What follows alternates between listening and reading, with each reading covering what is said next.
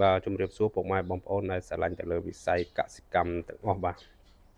ថ្ងៃនេះមកបង្ហាញពីការបដោះគ្រាប់សដែកហើយនឹងតកួនបាទបងប្អូនដែលមានតម្រូវការទៅលើសដែកបដោះតកួនបដោះហើយយកទៅលក់កាទៀវឬក៏លក់បបរឬក៏យកសដែកតកួនបដោះយកទៅលក់អីបងប្អូនអាចមកសិក្សាពីបច្ចេកទេសថ្មីបាទបងប្អូនគ្រាន់តែមានធុង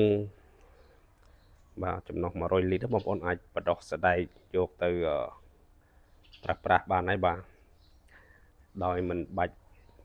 ប្រើប្រាស់សារធាតុគីមីអីបងប្អូនដែលស្រឡាញ់សុខភាពជាពិសេសយកសដែកបដោះដែលពុំមានជាតិគីមីបាទ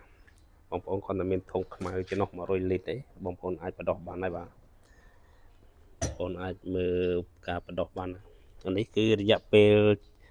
ចំនួន5ថ្ងៃបាទគឺសដែកបដោះគឺដោះល្អមែនតើបងប្អូនអាចបដោះ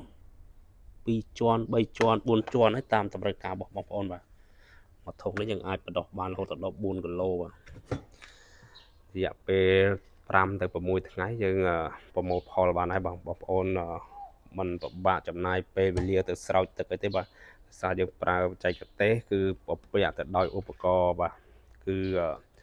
timer សម្រាប់ស្រោចទឹកបាទយើងអាចកំណត់ការស្រោចទឹកវាបានបាទបើសិនជាបងប្អូនមានតម្រូវការធុងបាទមួយធុងក៏បាន2ធុងក៏បាន3ធុងក៏បានបាទ4 5ធុងក៏បានគឺខាងបងប្អូនមានលក់បាទគឺយើងដាក់តម្លៃពិសេសជូនតែម្ដងបាទ